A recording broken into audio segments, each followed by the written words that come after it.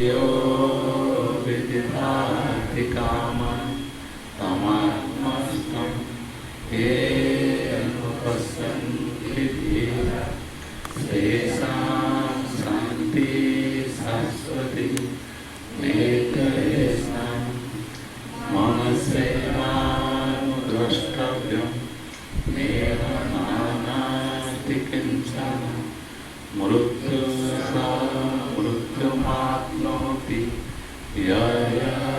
नानेव पश्यति विद्यते हृदयग्रन्थि छिद्यन्ते सर्वसंशयाः क्षीयन्ते च कर्माणि तस्मिन् दृष्टे परावरे अपानिपातो श्रवणोपरीता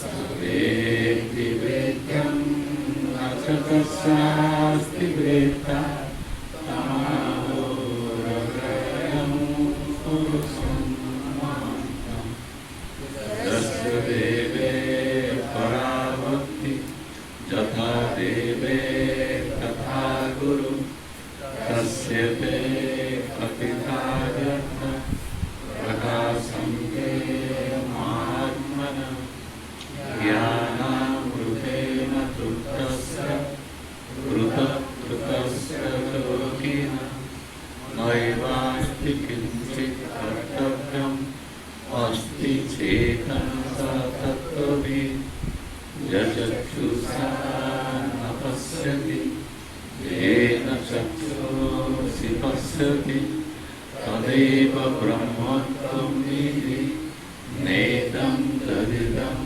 उपासते।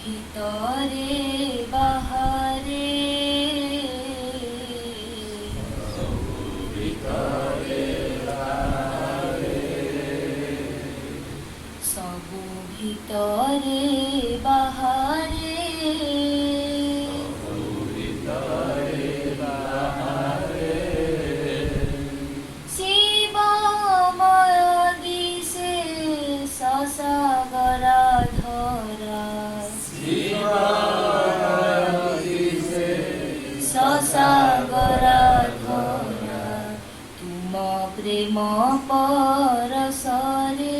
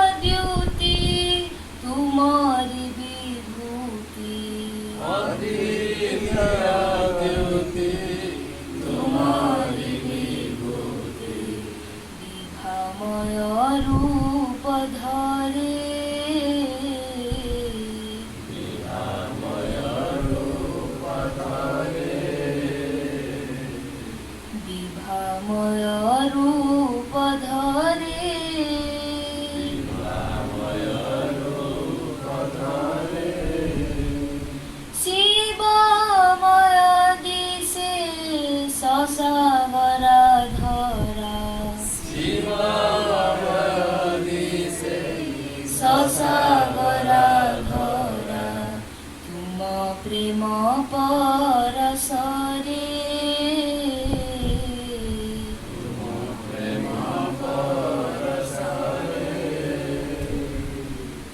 तुम प्रेम परसरे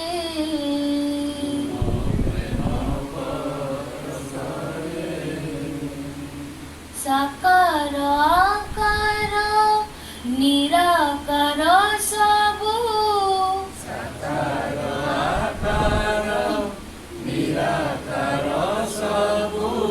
कल्पनार कारीगरी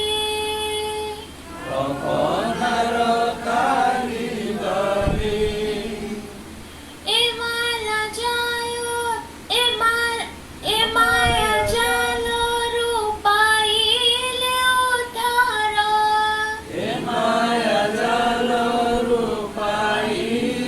उद्धार हिटै संशय डोरी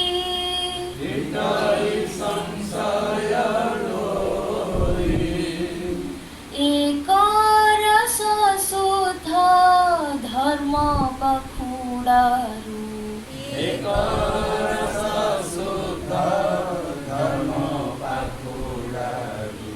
सत्य मकरन्द झरे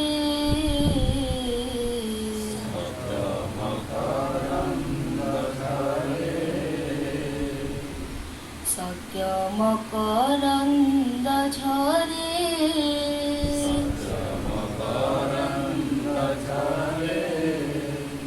शिवमय दिशे ससागरा धरा ससागरा धरा तुम प्रेम परसरे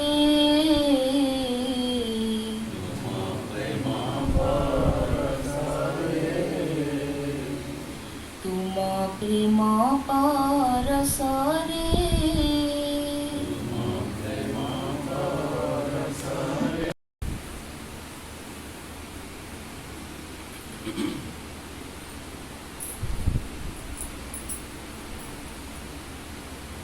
सत्संग आमे करुछु समग्र पृथ्वी रे विभिन्न अनुष्ठान जो माने गुरु परंपरा अच्छे से भी सत्संग करुछु किंतु सत्संग जो प्रकृत अर्थ जहाँ कह जाए आमे तो करूना संसार प्राय तो कई करूना मूल कारण है जे आमे सत् प्रति समर्पित ना आम भावुँ ये भी गोटे जीवन गोटे अंश सत्संग न कले गोटे भल कथा नुहे लोग कौन कह यही प्रकार गोटे धारणा नहीं कि आम चलीचु किंतु आम जीवन को ठीक बाटे नियंत्रण करने आमको सत्संग मर्यादा आगे रक्षा करने पड़ो से लोक मर्यादा रक्षा कर निजर मर्यादा रक्षा कर जाने आम सत्संग करुचु जमती मर्यादा दे जाऊँ सत् उपर सेमती निज उपर मर्यादा देवा कथा आम भूल जाए जना जिते सत्संग जिते विचार आलोचना हो जिते गुरु माने कौन जिते पुस्तक लिखाई था जिते जहाँ होता जदि आम सब चिपुट दे सारांश बाहर कर कौन कहने एत कथा कहते एत आश्रय कौन पाई कौटी पहुँचा कौटी पहुँचले सब सत्य मूल आवासटा आमको मिल कौटी पहुँच तो कौट मनीष पहुँचो ना नहीं सत्संग नाम आम बसिक विभिन्न ग्रंथ पाठ करवा प्रवचन शुणा ये कम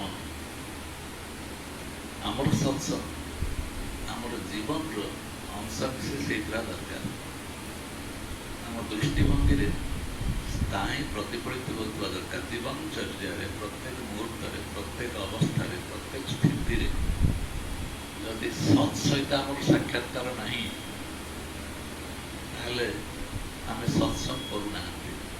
ଏ ସତ୍ସଙ୍ଗ କିଛି ମୂଲ୍ୟ ମାନେ ବି ରହିବ ନାହିଁ। ସବୁ ସତ୍ସଙ୍ଗର ଗୋଟିଏ ସାରାଂଶ, ଏକମାତ୍ର ସାରାଂଶ ହେଲା ମୁଁ କିଏ। ମୁଁ ଯେତେବେଳେ ମୋତେ ଜାଣିନି ସେତେବେଳେ ମୁଁ କାହାକୁ ଜାଣିପାରିବି। ଆମର ସତ୍ସଙ୍ଗୀ ମାନଙ୍କର ପ୍ରଧାନ ଏବଂ ପ୍ରମୁଖ ଧର୍ମ ହେଲା ମୁଁ କିଏ ଭଲ କରି ଜାଣିଲେ ସାରା ବିଶ୍ୱ ବ୍ରହ୍ମାଣ୍ଡର ପ୍ରତ୍ୟେକ ଅବସ୍ଥା ସହିତ ଏଇ ମୁଁ ସହିତ ସମ୍ପର୍କ ସ୍ଥାପନ କରିବା। ଯଦି ମୁଁ କିଏ ମୁଁ ନ ଜାଣେ, ଶାନ୍ତି ସୁଖ ଏସବୁ ବିଡ଼ମ୍ବନା। ଯଦି ମୁଁ କିଏ ଜାଣିଗଲି ତାହେଲେ ସମଗ୍ର ବିଶ୍ୱ ବ୍ରହ୍ମାଣ୍ଡର ସମସ୍ତ ଐଶ୍ୱର୍ଯ୍ୟ ଶାନ୍ତି ମୋ ହାତ ମୁଠାରେ। ଯଦି ମୁଁ କେବେ ମୋ ନିଜକୁ ଜାଣିପାରି ନାହିଁ ଏବଂ ସବୁଗୁଡ଼ାକୁ ଖୋଜି ହେଉଛି, ସାକାର ଆକାର ନିରାକାର ସବୁ ଖୋଜି ହେଉଛି, ପରମାତ୍ମା ତମେ କେମିତି ହେଇଥିବ, ତମେ ଆମକୁ କିଛି ଆମେ ଜାଣିନୁ, ସବୁ କେବଳ ଶୁଣି ଶୁଣି କହୁଛୁ। ଆମ ଭିତରେ କୌଣସି ନିଜସ୍ୱ ବୋଧ ନାହିଁ, ଆତ୍ମବୋଧ ଆମର ନାହିଁ। ଯାହା ଆମେ କଥା କହୁଛୁ, ଯାହା ସାଙ୍ଗରେ କଥାବାର୍ତ୍ତା କରୁଛୁ, କେବଳ ପରଠାରୁ ଆହରଣ କରୁଥିବା ଜିନିଷ। ନିଜକୁ ଯଦି ପଚରାଯାଏ ତୋର ମୁହଁକୁ ତୁ ଚିହ୍ନିଛୁ, ଯଦି ତୁ ଚିହ୍ନିଛୁ ତୋ ଠାରୁ ଆନନ୍ଦମୟ ସ୍ଥିତିରେ ଆଉ କେହି ରହିବେ ନାହିଁ। ତୋର ମୁହଁଟିକୁ ଛାଡ଼ି ଦେଇ ବା ଅନ୍ୟ ସମସ୍ତଙ୍କୁ ଚିହ୍ନିବାର ଦୁରନ୍ଦାର। ସାରା ସଂସାରର କୋଉଠି କ'ଣ ଘଟଣା ଘଟୁଛି ତା ପ୍ରତି ତୁ ସତର୍କ, ସାବଧାନ। ଏଠି କ'ଣ ହେଲା, ସେଠି କ'ଣ ହେଲା, ଏଇସବୁ ଇନଫର୍ମେସନ୍ ଦରକାର। କିନ୍ତୁ ଯିଏ ଥିବା ଯୋଗୁଁ ମୋର ଅସ୍ତିତ୍ୱଟି ଅଛି, ମୁଁ ଅଛି, ତାହା ପ୍ରତି ଆମେ ଉଦାସୀନ, ଆମେ ସତର୍କ ନାହୁଁ। ତାହା ହେଉଛି ଆମର ଘୋର କ୍ଷତି କରିବ।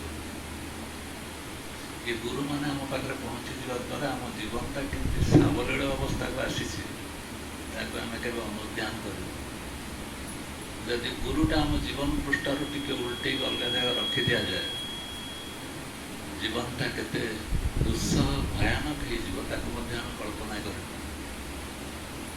ଯଦି ସେଇ ଗୁରୁନାଙ୍କ କୌଣସି ଏକ ସତ୍ତା ଆମ ପାଖରେ ନ ପହଞ୍ଚିଥାନ୍ତା ତାହେଲେ ଆମର ଗତିପଥ ବଦଳନ୍ତା ନାହିଁ। ଆମେ ଯେଉଁ ଅବସ୍ଥାରେ ଯାହା ବି ଅଛୁ ତାହା ସେ ଅବସ୍ଥାରେ ରହିପାରିନଥାନ୍ତା। ଏଠି ଗୁରୁ କହିବାର ତାତ୍ପର୍ଯ୍ୟ ହେଉଛି ଯେଉଁମାନେ ସମଗ୍ର ବିଶ୍ୱ ବ୍ରହ୍ମାଣ୍ଡର ପ୍ରତ୍ୟେକ ସ୍ଥିତିଟାକୁ ଅନୁଧ୍ୟାନ କରିବା ପାଇଁ ଯାଇକି ସେମାନେ ମଧ୍ୟ ବାଟବଣା ହେଇଥିବେ। ଯେତେବେଳେ ସାରା ବିଶ୍ୱ ବ୍ରହ୍ମାଣ୍ଡରେ ମନୁଷ୍ୟ ଆଦିମ ମନୁଷ୍ୟଟେ ଥିଲା, କଥା କହି ଜାଣିନଥିଲା, ଖାଇବା ପିଇବା କ'ଣ ଜାଣିନଥିଲା, ସେତେବେଳେ ଚୈତନ୍ୟତା ଥିଲା ନା କ'ଣ ଯାଇଥିଲା? ସେତେବେଳେ ଚୈତନ୍ୟ ଥିଲା ନା ନଥିଲା? ଥିଲା ତ। ସେତେବେଳେ କୋଉ ଶାସ୍ତ୍ର ସେମାନେ ପଢ଼ିଥିଲେ? କିନ୍ତୁ ନିଜର ଚୈତନ୍ୟଟା ଅଛି ବୋଲି ସେମାନେ ଖାଦ୍ୟପେୟ ଠାରୁ ଆରମ୍ଭ ସବୁ କଥା କରୁଥିଲେ ନା? ସେତେବେଳେ ତ ଗ୍ରନ୍ଥ ନଥିଲା, ଗୁରୁମାନ ତ ନଥିଲେ, କିଛି ତ ଶାସ୍ତ୍ର ଲେଖା ହେଇନଥିଲା। କିନ୍ତୁ ଆମେ ସମସ୍ତଙ୍କୁ ଅସ୍ୱୀକାର କରିଦେବା। କିନ୍ତୁ ସେତେବେଳେ ଚେତନାଟା ଥିଲା ନା ନାହିଁ? କେମିତି କହିବା? ସେ କେମିତି ଝରଣାଟା ଝରଝରିକି ବହୁଛି, ଘଡ଼ଘଡ଼ି ହେଉଛି, ଭୂମିକମ୍ପ ହେଉଛି, ତାକୁ ଦେଖି ଥରି ଯାଉଛି, ତା ମନରେ ଆସିଛି ଇଏ କ'ଣ, ଇଏ କ'ଣ? ଏଇ ପ୍ରଶ୍ନ କରୁ କରୁ ଧୀରେ ଧୀରେ ଧୀରେ ଧୀରେ ସେ ଅକ୍ଷର ଆସିଛି, ଗାର ପକେଇବା ଆସିଛି, ଭାଷା ତିଆରି ହେଇଛି, ତାପରେ ଗ୍ରନ୍ଥ ତିଆରି ହେଇଛି। ଏ ସବୁ ତିଆରି ହେବା ପୂର୍ବରୁ ସମଗ୍ର ସୃଷ୍ଟିର ଆରମ୍ଭରୁ କିଏ ଥିଲା? ଯିଏ ଥିଲା ସେ ହେଉଛି ଚୈତନ୍ୟ। ସବୁବେଳେ ମନେ ରଖିବାକୁ ପଡ଼ିବ, ଚେତନାଟା ଇଏ ହେଉଛି ମୂଳରୁ ଥିଲା। ଯେତେବେଳେ ସମଗ୍ର ସୃଷ୍ଟି ପ୍ରକାଶ ହେବା ପୂର୍ବରୁ, ରୂପ ନେବା ପୂର୍ବରୁ, ଗ୍ରନ୍ଥରେ ଗୁରୁମାନଙ୍କ ରୂପରେ, ମନ୍ଦିରମାନଙ୍କ ରୂପରେ ଥିଲା ନା ନାହିଁ? ମୁଁ ନେବା ପାଇଁ ସେଇଠିକି ଚାହୁଁଛି ଯେ ଆମ ସତ୍ସଙ୍ଗର ମୂଳ ରୁଟ୍ ବା ମୂଳଟା କିଏ? କୋଉ ମୂଳକୁ ଆମେ ଗଲେ ପ୍ରକୃତରେ ଆମ ସତ୍ସଙ୍ଗର ମର୍ଯ୍ୟାଦା ରହିବ। ଶୁଣି ଶୁଣିକି ବହିପତ୍ର ପଢ଼ିଦେଇ ତାକୁ ଲେଖିଦେଲେ ହେବ ନାହିଁ। ଆମକୁ ଜାଣିବା ପାଇଁ से स्वामीजी हमको बारंबार सतर्क कर देउछन तमे सत्संगी के करुणा के सत्संग तुम पाखे ना तुम मस्तिष्क को तुम पचार एवं पचारा जे मत खोजी पाइबी ना ना आम भर समस्त को यहाँ प्रश्न मु किए प्रकृत में मत खोजी पाइबी शशि कह तुम मुटा किए जहाँ तुम खोजिकी पाइब आम समस्त शशि प्रश्न नुहे आम समस्त प्रश्न मुझे मूर कथा कहवाई चाहूँगी अहम ब्रह्मास्मि बोली मुनि ऋषि मैंने कहते जे साधु सन्थ मुझे देखुची समस्ते जाइए पहुँचुं से अवस्था मु किए जानापी आगे मु किए मुझे जाने मो भर जो मुटी अच्छी मुझे अतिक्रम कर गले गले भितर भितर भितर भितर जदि मुझे जाए खोजी खोजी मो मुँह को पाइबी ना मोर जो मुटी अच्छी अहम ब्रह्मास्मि बोली जहाँ ब्रह्म बोली कहुच्छे ताको मु खोजिकी पाइबी ना जगन्नाथ को जो ब्रह्मरोपण कराऊँगी ये छोट छुआ खेल भली किंतु मु मत देखे मो भीतर जो मु अच्छी मो प्रकृति में किए जहाँ थी जो मो मुंड हलाऊँ जहाँ थी जो कथा कहूँ जहाँ थी जो मुझे शुणुची जहाँ जो मो अनुभूति आसूँ जहाँ जो मुझे खाऊँ पीऊँ जहाँ द्वारा मुझे झड़ा जाऊँगी जहाँ द्वारा मुझे सत्संग करुँच जहाँ द्वारा मुझे को गाड़ी गुलज करुँच जहाँ द्वारा मान अभिमान करुँच जहाँ द्वारा मुझे जावतीय कथा करुँच से समय मोर मुटा कौटी से मुँह को खोज पचार निज मु शशि त्रिपाठी नाम रूप धारण कर एक चेहरा संसार में मोर परिचय हूँ शशि त्रिपाठी मो छुआ मैंने भी जानते मो बापा मो पत्नी जानती मो स्वामी आ सारा संसार समस्ते जानते मुझे अमुके एवं तारी भितर मो मन भर जो बुद्धि आसूसी जो विचार सब आसूसी नहीं कि संसार बंचुची संसार में जावतीय कथा सब नहीं संसार में जावतीय कथा मुझे ना नहीं मु गोटे मनीष मो जावतीय विचार सहित जावतीय घटना सहित निजक जोड़ी रखी ना ना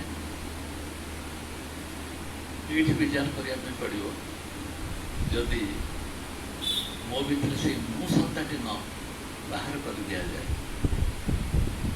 ताहले मोर यही सब आडंबर जोटा अच्छे मोर ना मोर रूप मोर प्रसिद्धि मोर उपाधि मोर डिग्री मो नारी कि मो पुरुष कि मो छुआ कि बुढ़ा कि कौन मु यार परिचय क्या रही किए थी जो परिचय रही यही परिचयटी मुझे बोली कहूनी अरे मुझे कहली पा शशि त्रिपाठी तो उदाहरण केवल आम निजुक खोज तुम से मुटा खोजिक पाइल कि केते पाइबा चेष्टा कल जदि आम चेष्टा करवा पाइबा ना नहीं शशि ना से खोजी ना ताही ठीक ताही ठीक मु पाइबी कि नहीं मु मत केमती पाइबी मु मत केमती पाइबी खाली जानी सीना पाइबी तेणु ये निज पाखर घुंचे दियो समग्र विश्व ब्रह्मांडर पशुपक्षी कीट पतंग तार मुटा अच्छी बोली से जापर ना नहीं तार मुटा अच्छी बोली गोटे कंकी की आम धरवाई गला बेलू से उड़ी पड़ोची ना मशा को मारे उड़ी पड़ोची ना माछ को पोखर धरला से पड़ोची ना अधिक और बुझा जाऊँगी ता भर गोटे किसी ना आम शब्द कह ज्ञान ज्ञान मध्यम से कौन कर निजक रक्षा करने क्षमता दिखाई से निजुक से रक्षा कर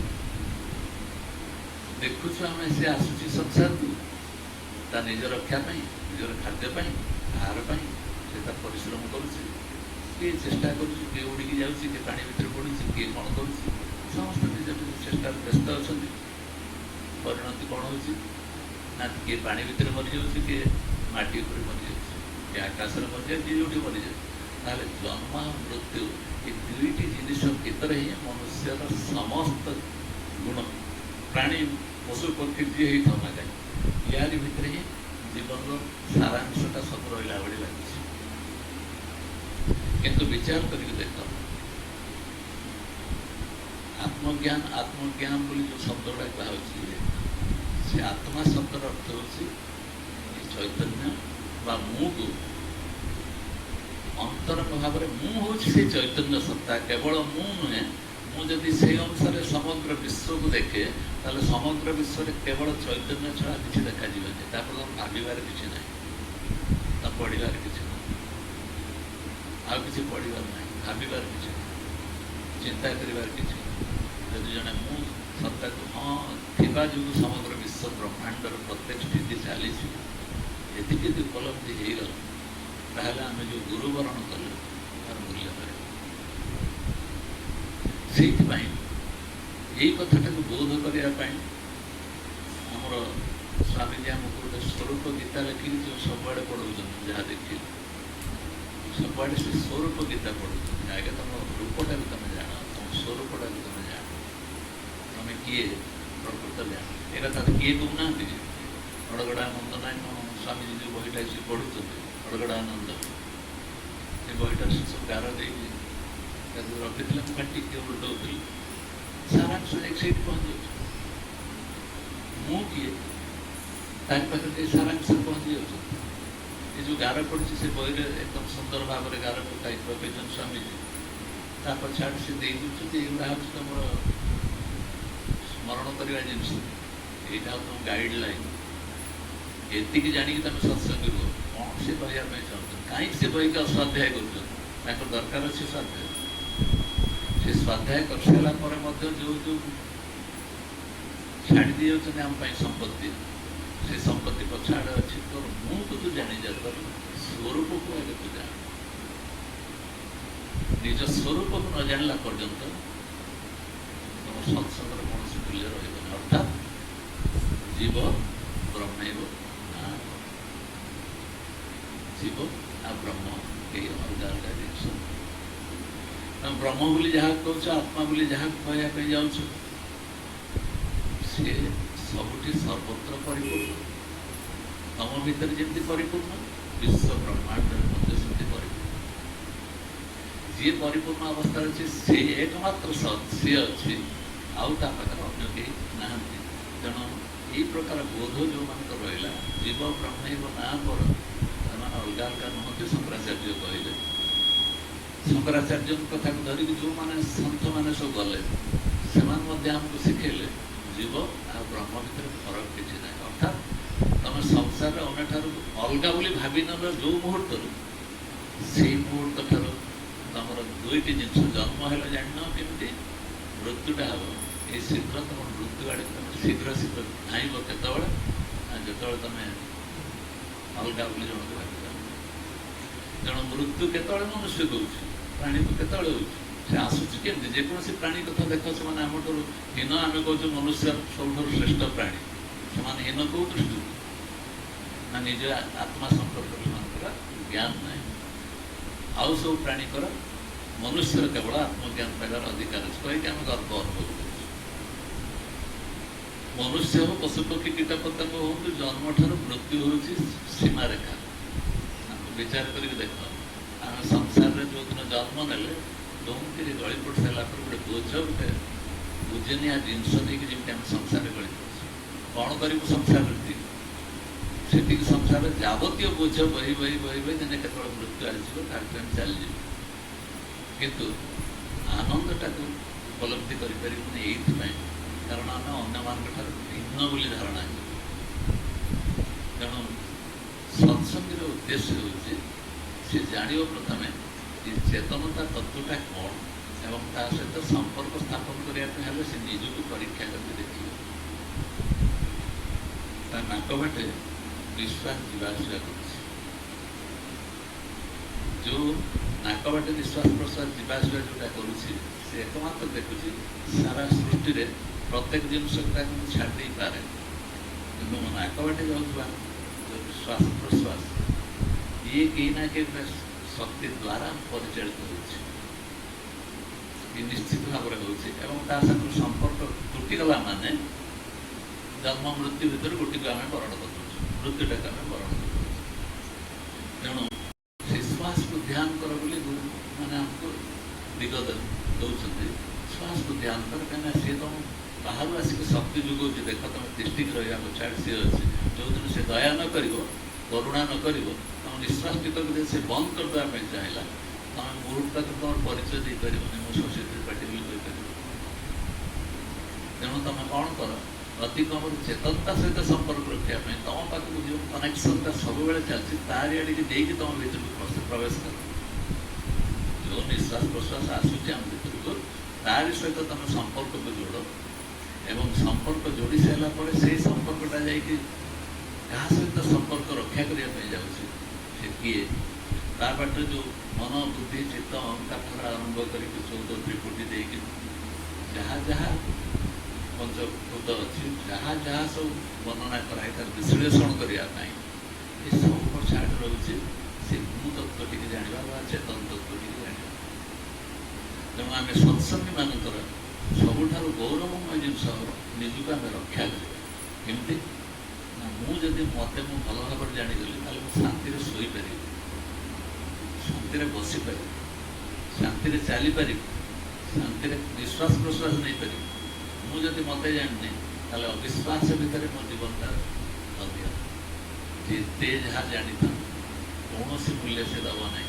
କିନ୍ତୁ ଯଦି ମୁଁ ଜାଣିଗଲି ମୁଁ ସେଇ ଚେତନ ତତ୍ତ୍ୱ ଆତ୍ମା, ଯାହାକୁ ଆତ୍ମା ନାମରେ କୁହାଯାଉଛି, ତାକୁ ମଧ୍ୟ ତମେ ଭୁଲିଯାଅ, ଆତ୍ମା ଫାତ୍ମା କିଛି ନାହିଁ, ବ୍ରହ୍ମ କିଛି।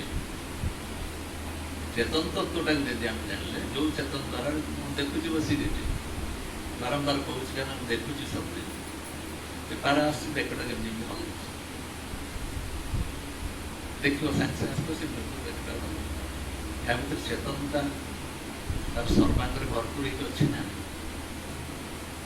କୌଣସି ପ୍ରାଣୀକୁ ଦେଖ, ତାପରେ ଏଇ ବୁଦ୍ଧିଟା ଆସିଗଲା ପରେ ବୃକ୍ଷଲତାକୁ ମଧ୍ୟ ଦେଖ, ତାପରେ ପରେ ଜଡ଼ ଜଗତକୁ ମଧ୍ୟ ଦେଖ, ସବୁ ଭିତରେ ଦେଖିବ ଚୈତନ୍ୟ ସତ୍ତାଟି ରହିଛି। ଏବଂ ନିଜକୁ ସେମାନଙ୍କ ସହିତ ସମ୍ପର୍କ ରକ୍ଷା କରିବାକୁ ପଡ଼ିବ ଯେ এই চৈতন্য সত্তাকে প্রত্যেক অবস্থা ভিতরে ହିଁ ପ୍ରକାଶମାନ ହେଉଛି ଚୈତନ୍ୟ ସତ୍ତା। ତେଣୁ ଏକମାତ୍ର ସାର ବସ୍ତୁ ହେଲା ଚୈତନ୍ୟ। এই ଚେତନତାଟାକୁ ଜାଣିବା ହିଁ ହେଉଛି ସତ୍ସଙ୍ଗର ମୂଳ ଉଦ୍ଦେଶ୍ୟ। ଆମେ ବହୁତ ଜିନିଷ ଗପ ମାଧ୍ୟମରେ, କଥା ମାଧ୍ୟମରେ, କଥାବାଚକମାନେ କହିବେ ଆମକୁ ଭଲ ଲାଗିବ, କଥାଟା ଆଜି ବଢ଼ିଆ ଲାଗିଲା ସତ୍ସଙ୍ଗ। କ'ଣ ବଢ଼ିଆ ଲାଗିଲା? ସତ୍ସଙ୍ଗ ବଢ଼ିଆ ଲାଗିଲା କ'ଣ ନା, ଯେଉଁ କାହାଣୀ ସବୁ କୁହାଗଲା, ସେ କାହାଣୀ ଆମ ମନକୁ ରଞ୍ଜନ କଲା। ଯେତେବେଳେ ପ୍ରକୃତ କାହାଣୀ କୁହାଯାଉଛି, ଯାହା ପାଇଁ ଏ କାହାଣୀ ଲେଖା ହେଇଛି ସେ କିଏ? ସେ ହେଉଛି ମୁଁ ତତ୍ତ୍ୱ ବା ନିଜ ତତ୍ତ୍ୱ। ତାକୁ ମୁଁ ନ ଜାଣିକି ତାରି କାହାଣୀ ଶୁଣିବା ନାଁରେ ଯାବତୀୟ ଘଟଣାକୁ ଜାଣିକି ଆମେ ଭାବୁଛୁ ଏହା ହିଁ ହେଲା ଭଲ ସତ୍ସଙ୍ଗ, ଏହା ହିଁ ଭଲ ସତ୍ସଙ୍ଗ। କିନ୍ତୁ ମନେ ରଖ, କାହାଣୀ ଶୁଣିବା ପିଲାମାନଙ୍କର କାମ, ଛୋଟ ଛୋଟ ଛୁଆମାନେ କାହାଣୀ ଶୁଣିବା। ବଡ଼ମାନଙ୍କର କାମ ହେଉଛି ମୁଁ କାହାଣୀ ଶୁଣି ଶୁଣି ଯେଉଁ ଲକ୍ଷ୍ୟରେ ପହଞ୍ଚିଲି, ସେ ଲକ୍ଷ୍ୟକୁ ହାସଲ କରୁଛି। ସେଥିପାଇଁ ମୋତେ କିଛି ସମୟ ସମର୍ପିତ ହେଇଯିବା ପାଇଁ ପଡ଼ିବ, ଗୁରୁଙ୍କ ପାଖରେ ସମର୍ପିତ ହେଇଯାଏ। ଅର୍ଥାତ୍ ସେ ଗୁରୁ କିଏ ନା, ଗୁରୁ ଯିଏ ସେ ଆମକୁ ନେଇକି ଆତ୍ମା ହିଁ ତୋର ନିଜ ଗୁରୁ ନେଇକି ଆତ୍ମା ପାଖରେ ପହଞ୍ଚେଇ ଦେଉଛି। କାହିଁକି ନା, ସେ ଯିଏ ଆମ ଭିତରେ କ୍ରିୟା କରୁଛି ବା ଆମକୁ ଶକ୍ତି ଯୋଗାଉଛି, ସେ ଆତ୍ମା ପାଖରେ ନେଇ ଗୁରୁ ଛାଡ଼ି ଦେଇ କହୁଛି, ତାହେଲେ ତୁ ଗୁରୁ ବୋଲି କାହାକୁ ନ ଧରିଲୁ ନାହିଁ, ତ ଆତ୍ମା ସାଙ୍ଗରେ ଅତିକମକୁ ସମ୍ପର୍କ ରଖ। ସେ ଆତ୍ମା ଆମେ ପରେ ବିଶ୍ଳେଷଣ କଲେ ଯାହା ହେଇଥାଉ, କିନ୍ତୁ ଆତ୍ମା ପାଖରେ ଛାଡ଼ି ଦେଇକି ଆମକୁ କ'ଣ କୁହାଯାଉଛି ନା, ତୁ ସେଇ ଚେତନ ସହିତ ଯୋଡ଼ି ହେଇଯାଏ। ଗୁରୁର କାମ ସରିବ ସେଠି, ଆମକୁ ଚୈତନ୍ୟ ତତ୍ତ୍ୱ ସହିତ ଯୋଡ଼ି ଦେଲା ପରେ କାମ ହେଉଛି। ସେଥିପାଇଁ ସମର୍ପିତ ହେଇଯିବାଟା ସବୁଠୁ ବଡ଼ କଥା। କେଉଁ କଥା? ଯେଉଁ ବାକ୍ୟ କୁହାହେଉଛି ଗୁରୁ ମୁଖରୁ, ଯେଉଁ ଶବ୍ଦ ସବୁ କୁହାହେଉଛି, ସେ ଶବ୍ଦ କାହାକୁ ଇଙ୍ଗିତ କରୁଛି, କେଉଁ ଲକ୍ଷ୍ୟରେ ଏଇଟା କୁହାହେଉଛି, ତାରି ପାଖରେ ସମର୍ପିତ ହେଇଯାଏ। ଗୁରୁକୁ ସେଇ ଟ୍ରିକ୍ଟା, ସେଇ ତତ୍ତ୍ୱଟା ତୁ ବୁଝିଗଲୁ, ଜାଣିଗଲୁ, ତାହେଲେ ତୋ ଜୀବନ ମଧ୍ୟ ଏ ଗୁରୁ ଯେମିତି ସମ୍ପୂର୍ଣ୍ଣ ଭାବରେ ମୁକ୍ତ ଜୀବନ, ବାଧା ନାହିଁ, ମଦ ନାହିଁ, ଫଲ ନାହିଁ, ମଦ ନାହିଁ, କିଛି ଅଛି। ଆମେ ବସିକି ଆମ ଚିନ୍ତାରେ ବିଭୋର, ସେଟା ଆରାମରେ ବସିକି ଜୀବନ କଟା, ଆମ ଆଖି ଆଗରେ ଅଛି ନା ନାହିଁ? ଆମେ ସେଇଭଳି ସ୍ଥିତିକୁ ପହଞ୍ଚି ପାରିବା? କାହିଁକି ନାହିଁ ନା, ହଜାର ପ୍ରକାର ବୋଝ ଆମ ମୁଣ୍ଡରେ ମୁଁ ଦେଇଛନ୍ତି। କାହିଁକି? କିଏ ଲଦି ଦେଇଛି? ମୁଁ ନିଜେ ନିଜେ ତାକୁ ସ୍ୱୀକାର କରିନେଇଛି। ମୋର ଅଜ୍ଞାନତା ଯୋଗୁଁ ମୁଁ ଏଇସବୁ ଜିନିଷଟା ଗୁରୁତ୍ୱ ଦେଇକି ମୋ ପରିବାର, ମୋ ଘର, ମୋର ବନ୍ଧୁବାନ୍ଧବ, ପିଲା, କୁଟୁମ୍ବ, ମୋର ଜ୍ଞାତି, ପରିଜନ, ମୋର सत्संगी भाई बंधु या ही मोर जीवन टाक धर देछु क्या छाड़ी मो निजक छाड़ी गुरु जड़े आसिले शिष्य कहले समर्पण कौन न शिखी केमती समर्पण शिखा दरकार समर्पण कौन जाना दरकार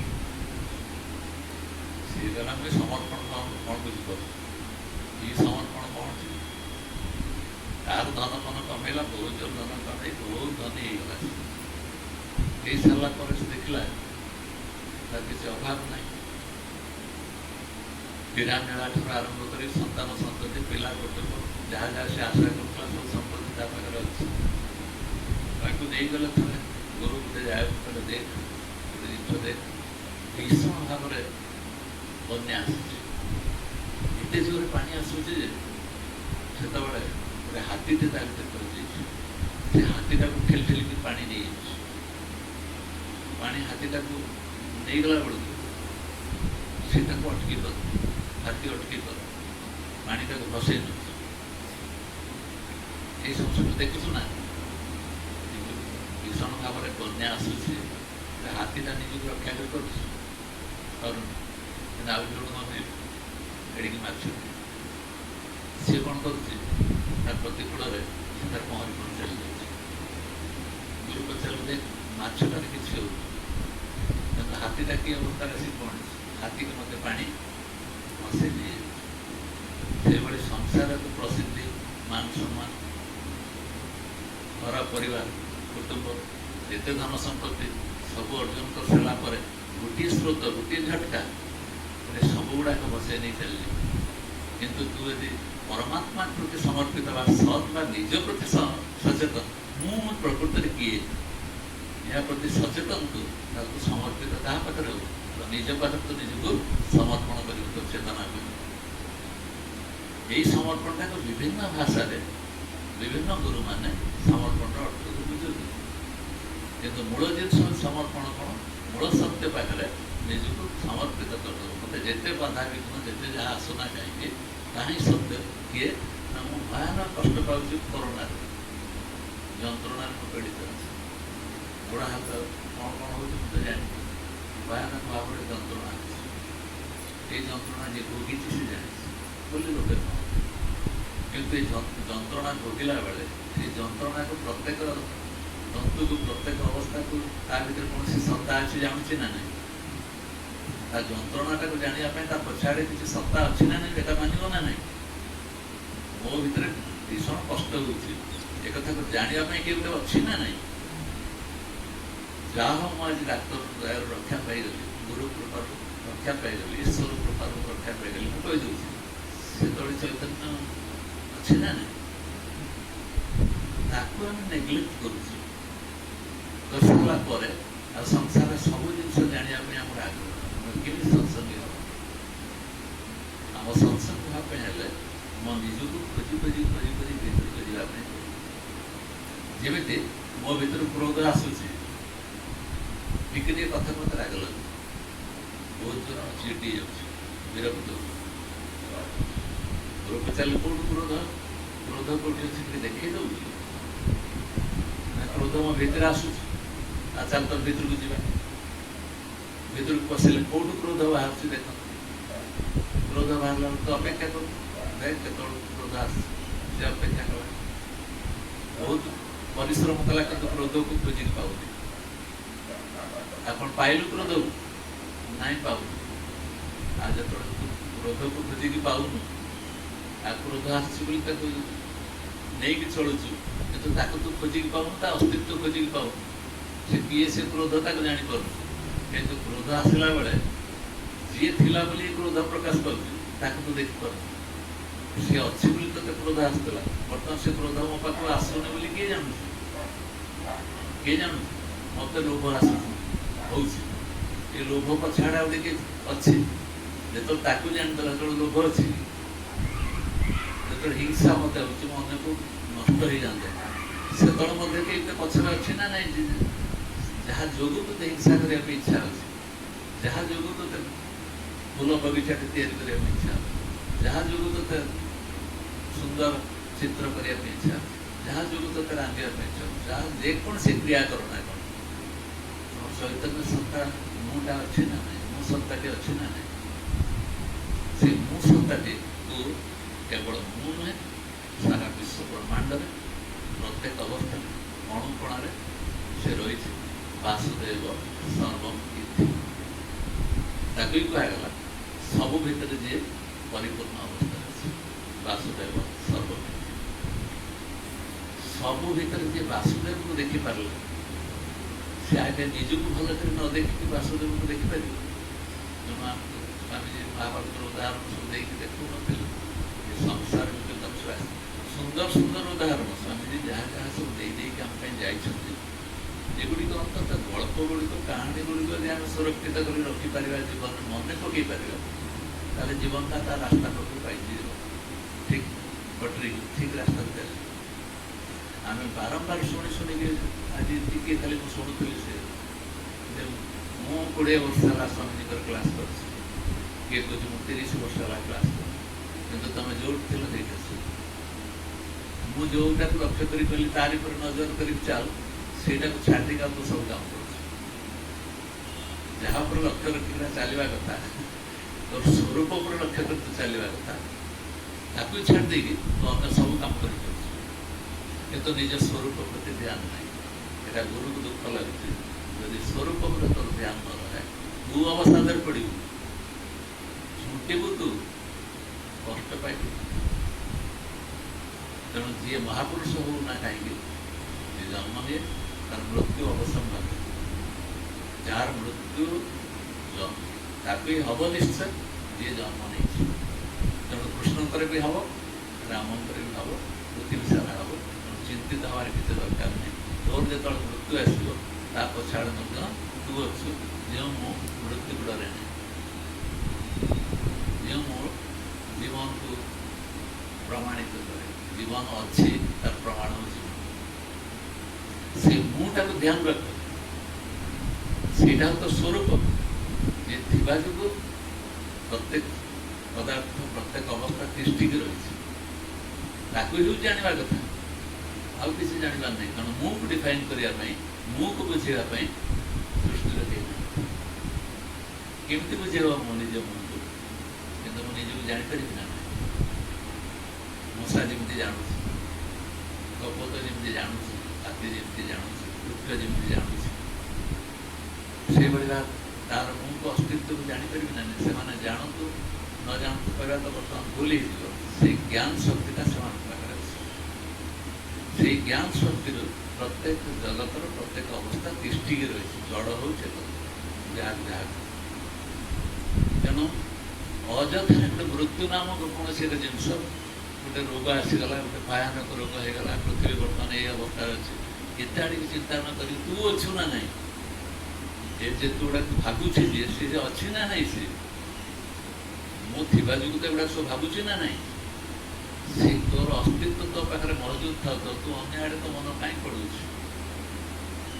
तू केत तो कहीं चिंता कर ताकुदारी को मुझे उठिक मो पाद टे चलला मुझे सका उठिले हाई मारे से जो हाई मार से जो मुझे चली पार जो पाठ पढ़ी पार से जो दौड़ी पार सी गोल्ड मेडल पाइला खुशी लगे मूल सत्ता किए देखुना ता अमर शक्ति केते से केमती नहीं कि से गला अरे शक्ति शब्दटा कहूँ शक्तिर अर्थटा को बुझुन शक्तिर मूल किए जी थी जो परमात्मार नाम दिया से मूल सत्ताटी सहित संपर्क रक्षा करा पड़ो खाली बाहर जिन देखिए से गोल्ड मेडल पाइला खुशी जहाँ भारत गोटे गोल्ड ये सब हावार बुलवार कथा एवं इंटरेस्टिंग कथा हो सब गुरु मैंने उपदेश दिखते जदि तुम कौन से लोक को तुम घर दूरे देवाई इच्छा करुता जदि तुम मन को दुर्बल कर लगुए ना तुम मु तत्व उपर आलोचना कर तुम पाखे 5-10 मिनट रही तुम कह अच्छा ये सब जिन दिगरे टी आलोचना कर चेतन मिश्र टी आलोचना कर दासन तुम ଭଲ ଲାଗୁଛି ତମ ସେ ଲୋକ ତାକୁ ଏଇ ଟିକେ ଆଲୋଚନା କରୁ 2-3 ମିନିଟ୍ ସେ ରହିପାରିବ। ହଁ ହଁ ଏଗୁଡ଼ା ବହୁତ ବଢ଼ିଆ କଥା ଆପଣ କହୁଛନ୍ତି, ଆଉ ଦିନେ କେତେବେଳେ ବେଳ ହେଲେ ମୁଁ ଆସିବି। ଏବଂ ଆମେ ସତ୍ସଙ୍ଗରେ ଜମି ଜମିରେ ଥିବା ପ୍ରଭୁ ପାଇଁ କହୁଛନ୍ତି, କିଏ କିଏ କହୁଛନ୍ତି, ଆମେ ଏକଦମ ବିଭୋର ହେଇକି କେଡ଼େ ସୁନ୍ଦର କଥା ସେ କହୁଛନ୍ତି, ତା ଭିତରେ ସେମାନେ ଗପ ଟିକେ କହିକି ମନୋରଞ୍ଜନ କରିକି ଆମକୁ ସବୁବେଳେ ସତେଜ କରିକି ରଖିଥିବେ। କାହା ଯୋଗୁଁ ତମେ ସତେଜ ହେଉଛ? କାହା ଯୋଗୁଁ ତମ ଗପ ଭଲ ଲାଗୁଛି? କାହାଣୀ କାହାକୁ ଭଲ ଲାଗୁଛି? ନା ତମର ମନ ଯୋଗୁଁ ଏଗୁଡ଼ା ସବୁ ହେଉଛି। ତେଣୁ ମନକୁ ଏଇ ପ୍ରକାର ସାମର୍ଥ୍ୟଟା କିଏ ଦେଇଛି? ମନକୁ କିଏ ଏଭଳି ସଂକଳ୍ପ ବିକଳ୍ପ କରିବା ପାଇଁ କ୍ଷମତା ଦେଇଛି? ଯିଏ ଦେଇଛି ତାହା ଟିକେ ଧ୍ୟାନ ଯାଉନି। ମୁଁ ଯାହା ପାଇଁ ଯାହା ଉପରେ ଠିଆ ହେଇଛି ତାକୁ ତା ପାଦ ତଳୁ ସେଇଟାକୁ ଖସେଇ ଦେଇକି ମୁଁ ବଞ୍ଚିବି କେମିତି? ତାକୁ ବି ଅନ୍ୟ ଭାଷାରେ ପରମାତ୍ମା ବୋଲି କୁହାଯାଉଛି, ତାକୁ ବି ଅନ୍ୟ ଭାଷାରେ ଗୁରୁ ବୋଲି କୁହାଯାଉଛି। ସେଇଟାକୁ ଆମେ ନ ବୁଝିକି, ସେଇ ଚୈତନ୍ୟ ଭାବ ତାକୁ ନ ବୁଝିକି ଆମେ କ'ଣ କରୁଛୁ ନା କାହାଣୀ ଶୁଣି ଶୁଣି କେତେଦିନ ଆମେ ସମୃଦ୍ଧ ହେବା, ଗପ ଶୁଣି ଶୁଣି କେତେଦିନ ସମୃଦ୍ଧ ହେବା। ଯିଏ ଯେଉଁମାନେ ପ୍ରବଚନ ସବୁ ଶୁଣିଛୁ ସବୁ ଜୀବନରେ ଅଛି, ତାର ସାରାଂଶ କରିକି ମୋତେ ଟିକେ କହିଲେ ଦେଖିବା ସେମାନେ କ'ଣ ସାରାଂଶ କରୁଛୁ। ଯେତେ ଏତେ ସତ୍ସଙ୍ଗ ସବୁ ଶୁଣି ସାରିଲ, କେତେ କେତେ କ'ଣ ଭିତରେ ଗଚ୍ଛିତ ହେଇକି ରହିଛି, କେତେ କେତେ ମୋ ଭିତରେ କେତେ ଗଚ୍ଛିତ ହେଇକି ରହିଛି, କେତେ କାହାଣୀ ଅଛି। ଯଦି କାହାଣୀ ବଞ୍ଚିଛି ତାହେଲେ ମୋ ଚୈତନ୍ୟ ଆତ୍ମା ସହିତ ଥିବା ଯୋଗୁଁ ବି ସବୁ ଜିନିଷ ଅଛି। ମୋର ଆତ୍ମାକୁ ସେମାନେ ପ୍ରଚାରିତ କରିବା ପାଇଁ, ପ୍ରଭାବିତ କରିବା ପାଇଁ ଚେଷ୍ଟା କରୁଛି। ଏଥିପାଇଁ ସାରାଂଶ ହେଉଛି ନିଜର ସ୍ୱରୂପକୁ ଜାଣ। ରେ ମନ ନିଜ ସ୍ୱରୂପକୁ ଜାଣ। ଲେଖିକି ଆଇଲେ ଜାଣିବୁ ଯଦି ନା ନିଜେ ମୁଇଁ ବ୍ରହ୍ମ ଫୁଟିବ ଭଗବନ୍ତ। ଏଇଟା ସୁନ୍ଦର ଲେଖି ଦିଆଗଲା। କିନ୍ତୁ ଲେଖିଦେଇ ସାରିଲା ପରେ ସ୍ୱରୂପକୁ ଜାଣ ବୋଲି ଗୁରୁ କହିଥିଲେ, ମୁଁ ଲେଖୁଛି ସ୍ୱରୂପକୁ ଜାଣ।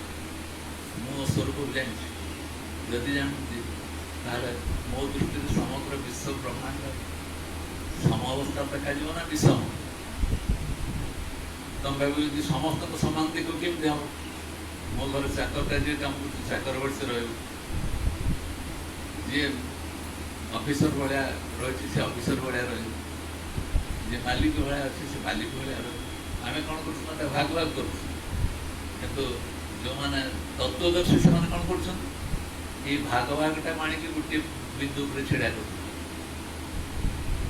ଗୋଟିଏ ବିନ୍ଦୁ ଉପରେ କହୁଛନ୍ତି ଏଇ ବିନ୍ଦୁ ଉପରେ ଛିଡ଼ା ହ, ସମଗ୍ର ବିଶ୍ୱ ବ୍ରହ୍ମାଣ୍ଡର ରକ୍ଷାକର୍ତ୍ତା ତୁ ହବୁ, ଏବଂ ଯୋଉଠିକି ତୁ ଯା ତୁ ଏଇ ତତ୍ତ୍ୱଟା ଧରି ଗଲେ ମଧ୍ୟ ତୋ ପାଇଁ ସୁନ୍ଦର ସୃଷ୍ଟିଟି ସବୁଆଡ଼େ ସୁନ୍ଦର ହେଇକି ଥିବ।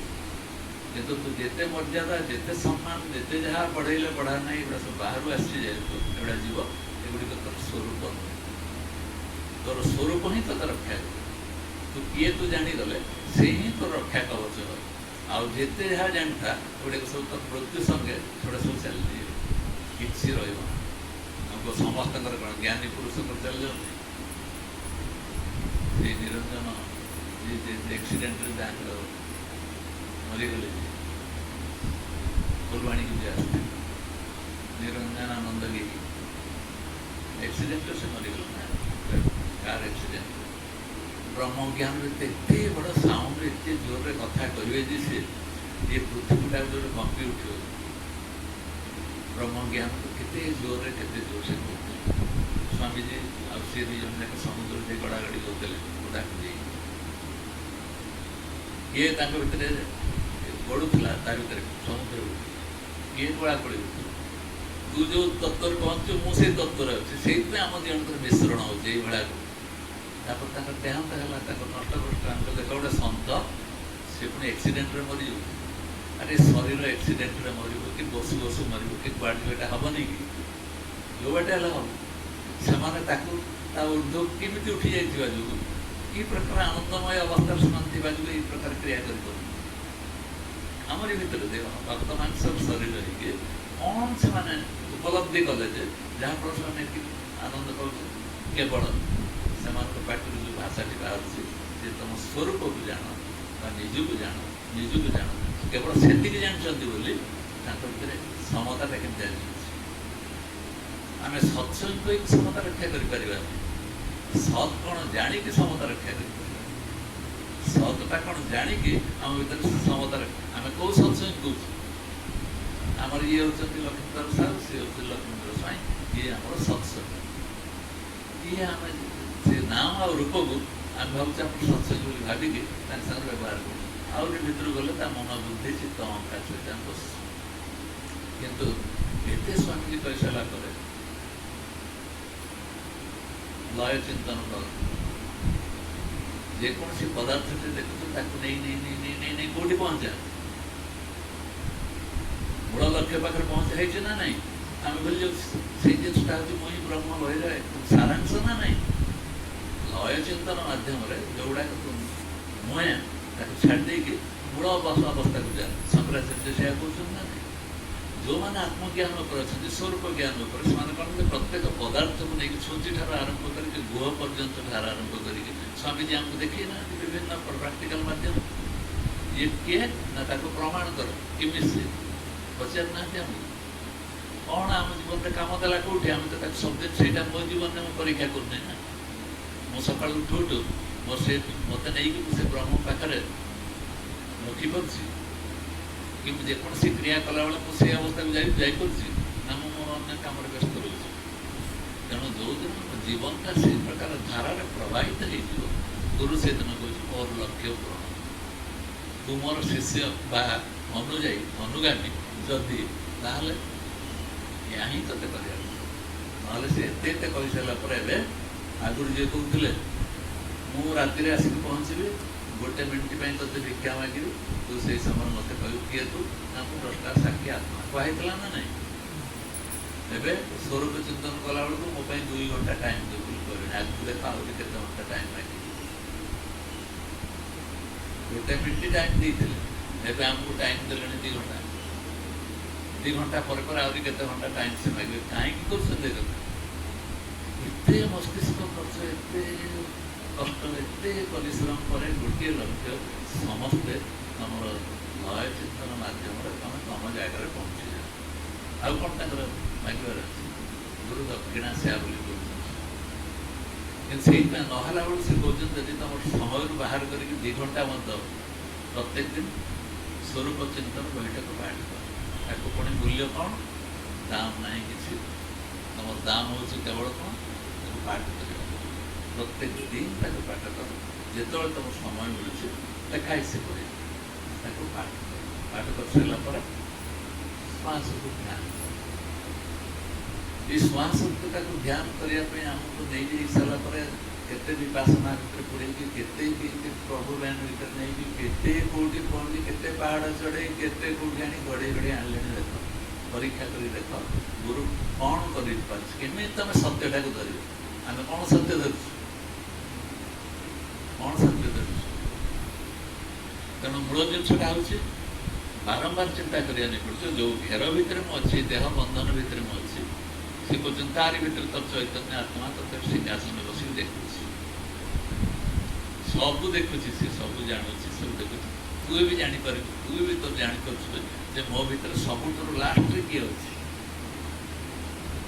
जदि मुझे निज खोजी खोजी खोजी खोजी जाए सबुठ लास्ट क्या देखिए जहाँ को देखिए विषय मुझे कहीपरि सी अच्छी बोध करी ना नहीं एटा कि बड़ कथा बोध करें ना नहीं टिके ढंकरी है 400-500 पारा आसी खाऊ टिके गोटे धड़ी सतर फाड़ुक उड़ीकी जाऊँ समस्त देख मुझे भूमिकंप भाया एत जोर उड़ीकी जाऊँ टिके जो चैतन्य सत्ताटा अच्छी प्रमाण जहाँ ये सृष्टिटा हूँ से चैतन्य परिप्रकाश ये सृष्टिटा को भी हम भल कर देखले ना जमी आम मुहटा को आम भल कर देखी ना जदि भी आम भल कर आम मुहटा को देखी उल्टा मुँह को देखते सीधा मुँह को आम देख मैदान जो मुँह आम देखुचे आम उल्टा मुहटा देखु तेणु मो नाकर कौटी थी तार परिवर्तन कौन हो जाई कौटी अच्छी कि कौटी नाला कि कड़े गला देखी जी निज हाथ को भल कर देखे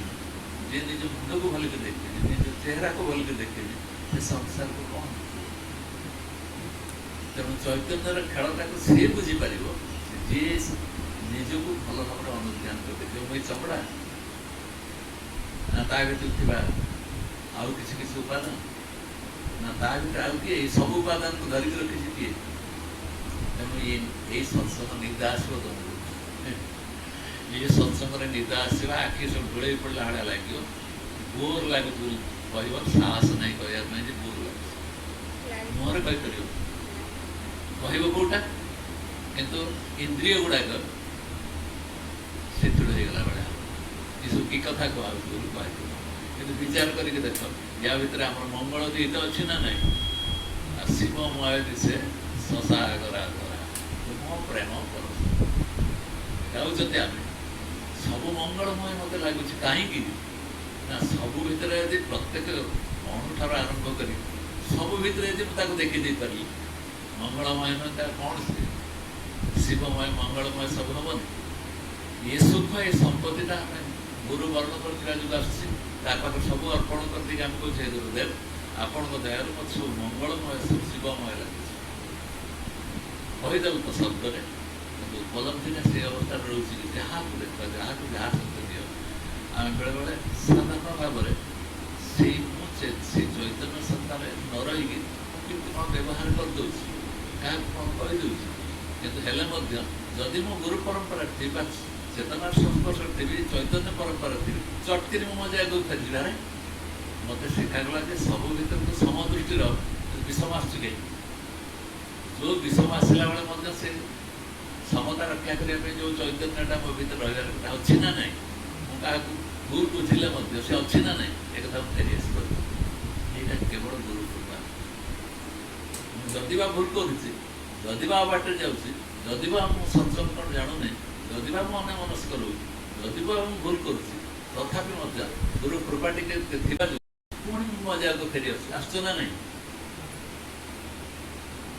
बारंबार हसी आसी मत सर क्रोध भाजु चिड़ आसीगला देख चिड़ आसीगला मुझे देखी तो भाविली अरे चिड़ुची कहीं पुणी मनटा स्थिर केते उदाहरण ये सब शिखुच आम जीवन कहानी भितर आम से चैतन्य कहानी शुणु केते केते उपाय आम से कथा कहूँ कि निजे से चैतन्य सत्ता या ग्रहण कर चली पारे मुझे जहाँ कहूँ समस्त घर कहानी अच्छी ये कहानी कहया पछाड़े क्या शक्ति बल कहानी कहूँ से शक्ति को आम जानबुनि से कहे परमात्मा पाखरे ये समर्पित हो जाए जदि न हम तार जीवनटा हाथी भाया बहीज संसार जो धारा से संसार जो धक्का से धक्का भर समस्ते निश्चिन्न हो समर्पित भाव में जहाँ ग्रहण कर छुटिया मछटे भले रक्षा पाई कौन रक्षा पाई ना मुझे जानी मो द्वारा किसी ना जहाँ चैतन्य है तारा आ बाट से समाधान कर तेणु आगुरी सबकि निर्दिष्ट चेष्टा कर मुझे चेष्टा करी हम ना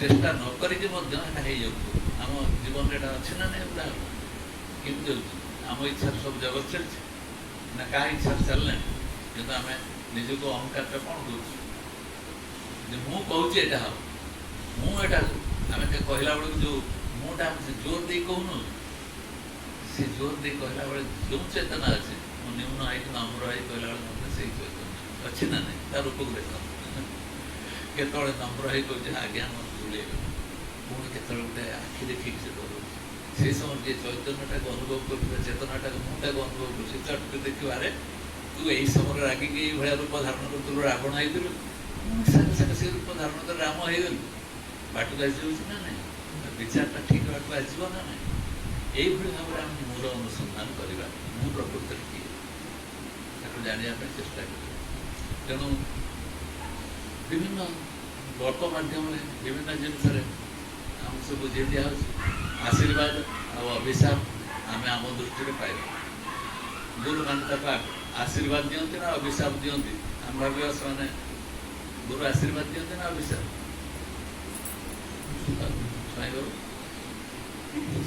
आशीर्वाद ये सहज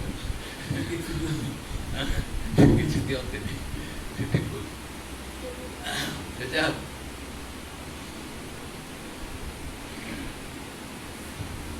सन्यासी गला भिक्षा मागे जड़े घरे बड़ धनी लोकटे अच्छे घर बंधु बांधव विशिष्ट लोक मैंने आसबार थाए कहला मत भीषण भोक लगुच ମୋତେ ଟିକେ ଖାଇବା ପାଇଁ ଦେବେ। ଆଉ କେତେବେଳେ ତୁମେ ଆସିବ, ମୋର ଆଜି ଗେଷ୍ଟ ମାନେ ଅଛନ୍ତି, ଆଜି ତୁମେ ଯାଅ। ଆଚ୍ଛା ତ ବହୁତ ଉନ୍ନତି ହଉଥିବ, ଆହୁରି ବଢ଼ିଯାଅ। ଆଉ ଗୋଟେ ବାଟରେ ଗଲାବେଳକୁ ଗୋଟେ ଲୋକଟେ ଅଛି, ତାର ଭଙ୍ଗା ଘର, ଖାଇବା ପାଇଁ ତାର କିଛି ନାହିଁ। ୟାକୁ ଦେଖି ସାରିଲା ପରେ କହିଲା, ଆଜ୍ଞା ମୋ ଘରେ ଅଧା ଭଙ୍ଗା, କିଛି ନାହିଁ, ଆସନ୍ତୁ ମୋ ଘରେ କ'ଣ ଟିକେ ଅଛି ଖାଇବେ। ତୋ ଘରଟା ପୁରା ନିର୍ମୂଳ ହେଇଯିବ। ତାପରେ ସେ କହିଲା, ମୋ ପୁଅ ଗୋଟେ ଅଧା ପାଣି ନାହିଁ, ବାହାରୁନି ତାକୁ, ପାଣି ଟିକେ ଟିକେ ଅଳ୍ପ ପାଣି ଅଛି, ଆପଣ ଟିକେ ଗାଧେଇ ପଡ଼ନ୍ତୁ, କୂଅରୁ ପାଣି ଶୁଖିଯିବ। ଆଜ୍ଞା ମୋର ଖାଦ୍ୟ ଯାହା ଅଛି ଏତିକି ଟିକେ ଅଛି, ମୁଁ ଆପଣଙ୍କୁ ନା ସେ ଯେଉଁ ଖାଦ୍ୟ ଦେଉଛନ୍ତି ଖପରାରେ, ସେ ଖପରା ଭଳି ପୁରା ହେଇଯାଉଛି। ତାପରେ ପରେ ସିଏ ଭାବିଲା ବଡ଼ ଅଜବ କଥା ହେଲା, କେତେ ଗୁରୁ କେତେ ଦୟାଳୁ ସେ କହୁଛି, ସନ୍ନ୍ୟାସୀ କେତେ ଦୟାଳୁ, ମୋତେ କେତେ ସୁନ୍ଦର ଆଶୀର୍ବାଦ ସେ ଦେଲେ। କ'ଣ ନା ତୋ ଘର ଭାଙ୍ଗିଯିବ, ତୋ କୂଅର ପାଣି ଶୁଖିଯାଉ, ତୋ ଖାଦ୍ୟ ପଦାର୍ଥଟା ଅନ୍ନ ଟିକେ ତୋ ଘର ନ। ଏଇ ଯେଉଁ ସଂସାର ପ୍ରତି ତୋର ଭୟାନକ ଭାବରେ ଆକର୍ଷଣ ଯେଉଁଟା ଥିଲା, ଯେଉଁମାନଙ୍କର ଅଛି, ତାକୁ ଦିଆଗଲା ତୁ ସଂସାରକୁ ନେଇକି ଭଲ ରହ। ପ୍ରଥମେ ଯାହାକୁ ଦିଆ ଆସିଥିଲା, ଯାହା ପାଇଁ ତୁ ଭୁଲି ଯାଉଛୁ, ତାରି ପାଇଁ ତୁ ଭଲରେ ରହ। ଏବଂ ସିଏ କ'ଣ କଲେ ନା, ମୋହଗ୍ରସ୍ତ ହେଇକି ସଂସାରରେ ବୁଡ଼ି ବୁଡ଼ି ବୁଡ଼ି ବୁଡ଼ି ବୁଡ଼ି ଚାଲିଲା। ସେ ତାକୁ ଲୋଭଗ୍ରସ୍ତ ହେଇ ସେ ଗଲା। ଆହୁରି ଆହୁରି ସେ ମୋର ବନ୍ଧୁବାନ୍ଧବ ଆସୁଛନ୍ତି, ତା ପରିଚର୍ଯା କେମିତି କରିବି, ଇଏ ଅଛନ୍ତି, ଆହୁରି ଆହୁରି ଖୁସିରେ ସେ ଗଲା। ପରିଣତି କ'ଣ ହେଲା ନା, ପରିଣତି ହେଲା ସେ ମୋହଗ୍ରସ୍ତ ହେଇକି ସଂସାରର ସମସ୍ତ ଦୁଃଖ ବୁଝି ବୁଝି ଗଲା। এটা କ'ଣ ଅଭିଶାପ ନା ଆଶୀର୍ବାଦ? ଅଭିଶାପ ହେଇକି ଆସିବ। ଆଶୀର୍ବାଦ କାହା ପାଇଁ ହେଲା? କିଛି ନାହିଁ ତା ପାଖରେ, କିନ୍ତୁ ସେ ତାକୁ ଖୁସିରେ ବରଣ କରିନେଉଛି। ଯାହା ମୋତେ ଦେଲ ଏକଦମ ଠିକ୍, ମୋ କୂଅରେ ପାଣି ନ ରହୁ, ମୋ ଘର ଅଧା ଭାଙ୍ଗିଯାଉ, ପୁରା ଭାଙ୍ଗିଯାଉ, ମୋର ଖାଦ୍ୟ ନଥାଉ, ତାକୁ ଆଶୀର୍ବାଦ ସେ କ'ଣ ତା ପ୍ରତି ମୋର ଅନାସକ୍ତ ଭାବ ତିଆରି କଲ। ତେଣୁ ଏଇଟା ଏଇ ଦୁଇଟାର ଆଶୀର୍ବାଦ ଆଉ ଅଭିଶାପ, ଇଏ ପ୍ରକୃତି ଅନୁସାରେ ଧର୍ମ ଅନୁସାରେ ହୁଏ। ମନୁଷ୍ୟ ବୁଝିପାରେ ନାହିଁ, କିଛି ଧନ ସମ୍ପତ୍ତି ବଢ଼ିଗଲା, ସେ ଭାବେ ମୋର ମୁଁ ବହୁତ ଉପରକୁ ଚାଲି ଆସିବି। କିନ୍ତୁ ଇଏ ଯେ ତାକୁ ନେଇକି କୁଆଡ଼େ ପହଞ୍ଚିବା ପାଇଁ ଯାଉଛି, ସେ ତାକୁ ଦେଖିପାରେ। କିନ୍ତୁ ଜ୍ଞାନୀ ଲୋକ କ'ଣ କରେ, ତ ଅଭିଶାପ ଆଶୀର୍ବାଦରୁ ଉପରକୁ ସେ ଉଠି ଯାଇକି ସେ ଦେଖେ ଯେ ମୋତେ ଦରକାର ଅଭିଶାପ ନାହିଁ କି ଆଶୀର୍ବାଦ ନାହିଁ, ମୁଁ ଯେଉଁଠି ରହିବା କଥା ସେଠି ଅଛି, କାହାକୁ ପ୍ରତି ମୋର ଭିତରେ କିଛି କୌଣସି ପ୍ରକାର କଳଙ୍କସତା ନାହିଁ। ତେଣୁ ଯେକୌଣସି ଗୁରୁ, ଆମ ଗୁରୁ ଆମେ ଦେଖିଲେ ସ୍ୱାମୀଜୀଙ୍କ ଗୋଟେ କ୍ରୋଧିତ ହବାର ଜଗତରେ କେହି ନାହିଁ। ଟିକିଏ କଥା ଗୋଟେ ରାଗିଯିବେ, ପାଇଁକିରି ରାଗିଯାଉ। ଯଦି ଆମେ ଗୁରୁକୁ ବୁଝିଥାନ୍ତୁ, ଆମେ ତାକୁ କହନ୍ତୁ କି ସେ କ୍ରୋଧି କି କ'ଣ, କ୍ରୋଧକୁ ଜୟ କରିଥିବା ଲୋକ, ଯିଏକୁ କ୍ରୋଧର ଭାଷ୍ୟ ଆମକୁ ବୁଝଉଛି, ସେ କ୍ରୋଧି ହେଇପାରିବ। ଏଇ କଥା ଆମ ମନକୁ ପଶେ। ଆମେ ସେ ଅନୁସାରେ କ'ଣ ହୁଏ, ରିଫ୍ଲେକ୍ସନ୍ ହୁଏ, ପ୍ରତିଫଳିତ ହେଇଯାଏ। ଯାହା ଗୁରୁ ଭାବିକି ଆମକୁ କହୁଛି, ସେଟା ଆମ ଉପରେ ମଧ୍ୟ ପ୍ରତିଫଳିତ ହୁଏ। ଯେମିତି ଆମେ କାହାକୁ କ'ଣ କହିଲେ ତା ଭିତରେ ମଧ୍ୟ ରିଏକ୍ସନ୍। ସଂସାର ହେଉଛି, କିନ୍ତୁ ଗୁରୁ ଯିଏ, ଜ୍ଞାନୀ ଯିଏ, ତାଙ୍କ ପାଖରେ ରିଏକ୍ସନ୍ ନାହିଁ, ପ୍ରତିକ୍ରିୟା ନଥାଏ। କାରଣ ତା କ୍ରିୟା ହେବା ପାଇଁ ବାଟ ସେ ଦିଅନ୍ତି, କ୍ରିୟା ହେବା ପାଇଁ ବାଟ ଦିଅନ୍ତି। କାହିଁକି ନା ଚେତନାରେ କ'ଣ କ୍ରିୟା ହେବ, ସେ ଥିବା ଯୋଗୁଁ କ୍ରିୟା ହେଉଛି, କିନ୍ତୁ ସେ ନିଜର କିଛି ଅକ୍ରିୟ। ଗୁରୁ ସେଇ ଅବସ୍ଥାରେ, ଜ୍ଞାନୀ ସେଇ ଅବସ୍ଥାରେ। ତାହେଲେ ଆମେ ସେ ଜ୍ଞାନୀ ସ୍ତରକୁ ଯିବା ପାଇଁ ଚାହିଁବା ନା ଅଜ୍ଞାନ ସ୍ତରରେ ଥାଇକି ସତ୍ସଙ୍ଗ ଶୁଣୁଥିବା? ଆରେ ସେ ଜ୍ଞାନୀ ଭଳି ଆମେ ସବୁବେଳେ, ସବୁ ଅବସ୍ଥାରେ, ସବୁ ସ୍ଥିତିରେ ଏଇଭଳିଆ ଶାନ୍ତ ସ୍ୱଭାବରେ ରହିଥିବା, ନା ଆମେ ଅଶାନ୍ତ ଅବସ୍ଥାକୁ ବରଣ କରିଦେବା? ଏଇଥିପାଇଁ ଆମେ ସତ୍ସଙ୍ଗ କରୁଛୁ। ଆମେ ଆମ ପାଖକୁ ତ ଫେରିବା କେମିତି?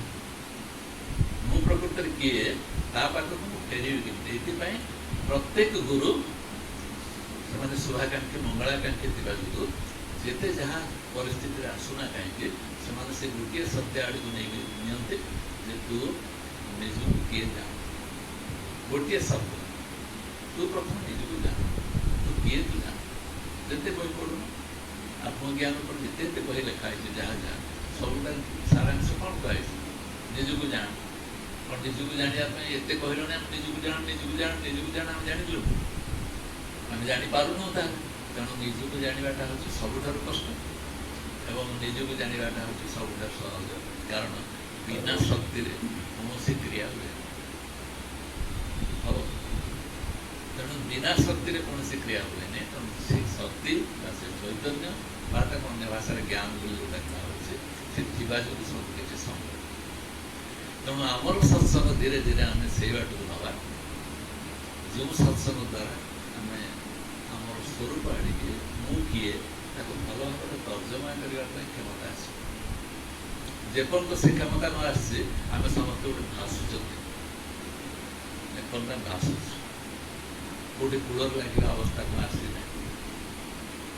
ଯେତେ ଯାହା ସତ୍ସଙ୍ଗ ଆମେ ଶୁଣିଛୁ ଏକାନ୍ତରେ ପଶିକି ସେକାନ୍ତରେ ବାହାରି ଯାଇଛି, କେବଳ ଶୁଣା କଥାକୁ ନେଇକି ସିଏ କ'ଣ କହିଥିଲେ, ଇଏ କ'ଣ କହିଥିଲେ, ଇଏ କ'ଣ କହିଥିଲେ, ଏହା ହିଁ ଆମେ ଚାଲିଛୁ। ମୁଁ ମତେ କେମିତି ଉପଲବ୍ଧି କରୁଛି ସେ କଥା ଆମ ଭିତରୁ ବାହାରୁ, ସେ କଥା ଆମ ଭିତରୁ ବାହାରୁ ଚାଲୁ। ତାହା ହିଁ ହେଉଛି ମୋର ଏକମାତ୍ର ରକ୍ଷାକର୍ତ୍ତା। ମୁଁ ନିଜକୁ ଜାଣିବା ହିଁ ହେଉଛି ମୋର ସବୁଠାରୁ ବଡ଼ ଜିନିଷ। ମୁଁ ମୋତେ ନ ଜାଣିକି ସବୁଠାରୁ ସଂସାରରେ ନିଃସ୍ୱ, ଭିକାରୀ, କାଙ୍ଗାଳ। ନିଜକୁ ଯିଏ ଭଲ କରି ନ ଜାଣିପାରିଲା ତାଠାରୁ ନିଃସ୍ୱ, ଦରିଦ୍ର, ଭିକାରୀ ଜଗତରେ କେହି ନାହିଁ। ଆଉ ନିଜ ସ୍ୱକୁ ଯିଏ ଜାଣିପାରିଲା ତାଠାରୁ ଧନୀ, ତାଠାରୁ ସୁଖୀ, ତାଠାରୁ ମଙ୍ଗଳମୟ ଜଗତରେ ଆଉ କେହି। କୁଆଡ଼େ ଯିବା? ଆମେ ମଙ୍ଗଳର ଆଡ଼କୁ ଯିବା ନା ମଙ୍ଗଳ ରାସ୍ତାକୁ ଯିବା? ବିଚାର କର। ତେଣୁ ଏଇଟାକୁ କାନକୁ ମୁଁ ଶବ୍ଦଟା ବା ମୋର ଚୈତନ୍ୟ ଆଡ଼କୁ ଯିବା, ମୋର ସ୍ୱରୂପ ଆଡ଼କୁ ଯିବା, ଆମକୁ ଯେତେ ଅଡ଼ୁଆ ଲାଗୁ ମଧ୍ୟ ମୁଁ ମୋ ସ୍ୱରୂପ ଛାଡ଼ିକି ରହିପାରିବି? ମୋ ସ୍ୱରୂପ ସହିତ ମୋ ସମ୍ପର୍କ ରହିବ ନା ନାହିଁ? ଆଉ ଯେତେବେଳେ ଏତେବେଳେ ସମ୍ପର୍କ ଯେତେବେଳେ ଅଛି ତାକୁ ଜାଣୁନ କାହିଁକି? ତାକୁ ବୋଧ କରୁନା କି? ଜୀବନର ସବୁ ସମୟ ସେଟା ଅନୁଭବକୁ ଆସୁନି କାହିଁକି?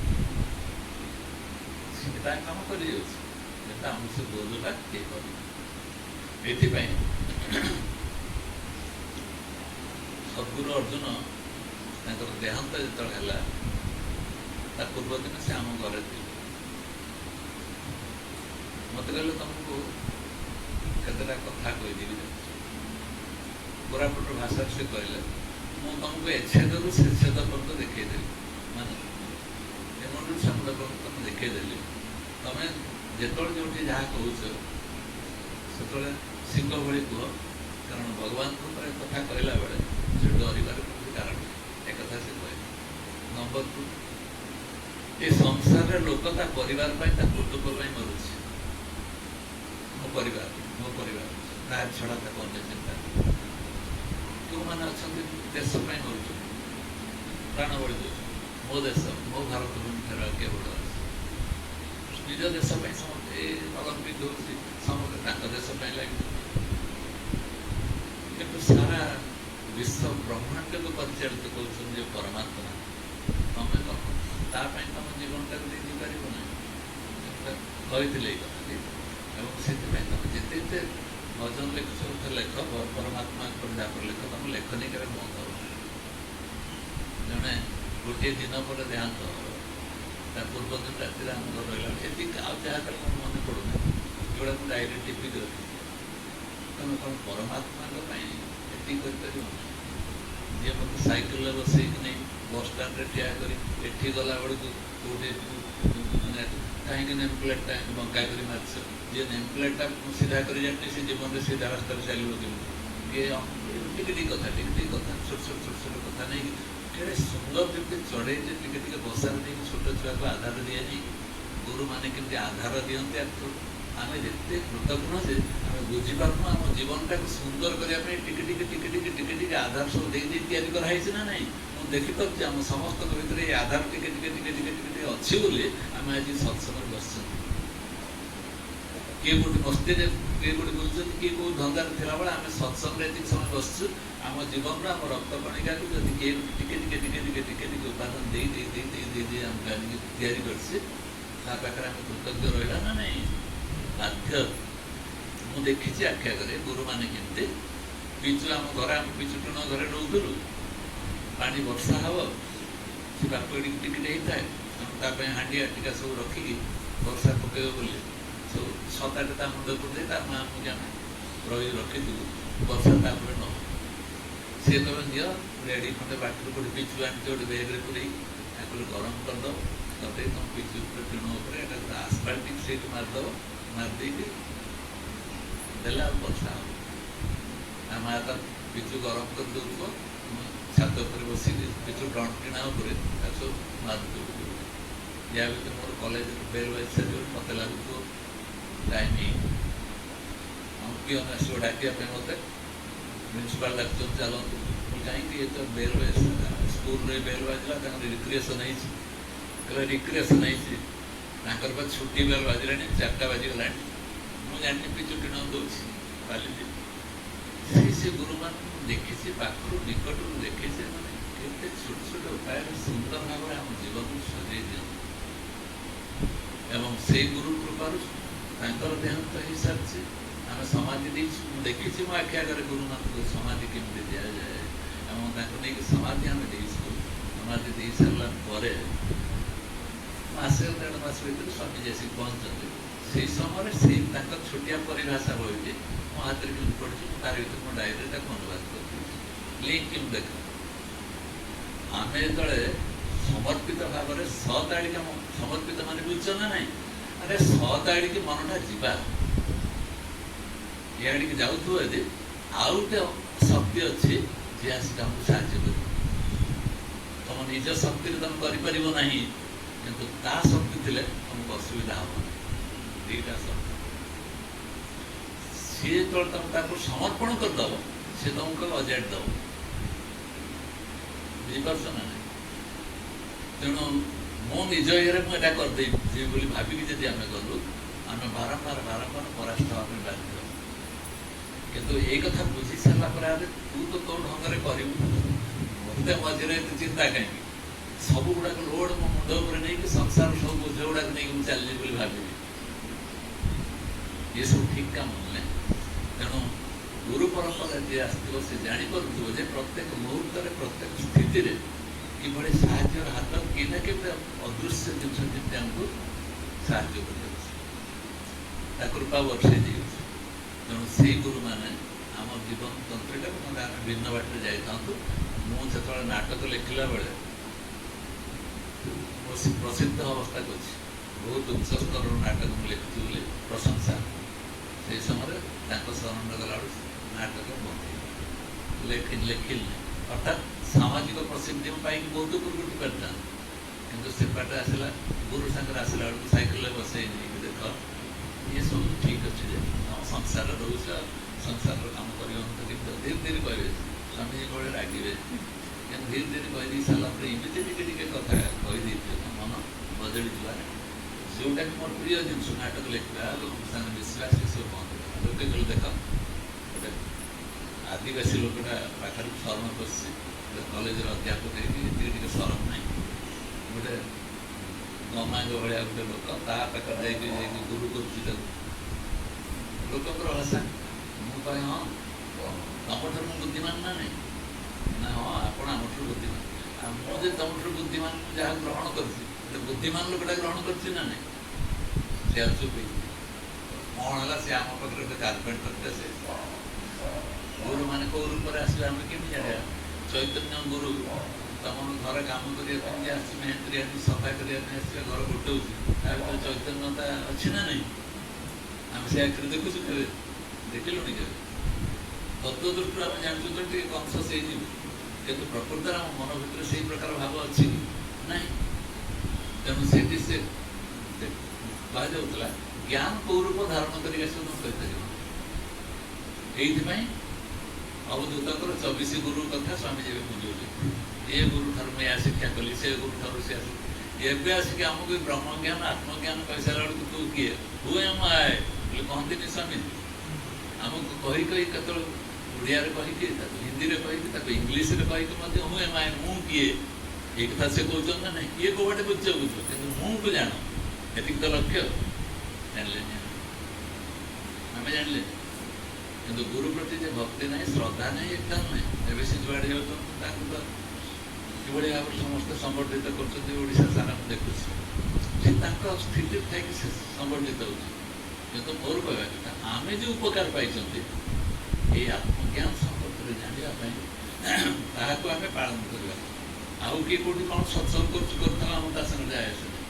ଆମ ସତ୍ସଙ୍ଗର ଧାରା ହେବ ମୁଁ କିଏ, କେତେ ପରିମାଣରେ ମୁଁ ନିଜକୁ ବିଶ୍ଳେଷଣ କରିବି ଏବଂ ମୁଁ ନିଜକୁ ତାକୁ ଆଲୋକପାତ କରିବି। ଏହା ହେଉଛି ଆମ ଲକ୍ଷ୍ୟ। ସେ ଲକ୍ଷ୍ୟରେ ଆମେ ମଙ୍ଗଳର ବାର୍ତ୍ତା ପାଇବା, ଅନ୍ୟ ଆଉ କୌଣସି ଉପାୟରେ ଆମେ ସେ ରାସ୍ତାକୁ ଯାଇପାରିବା। ତେଣୁ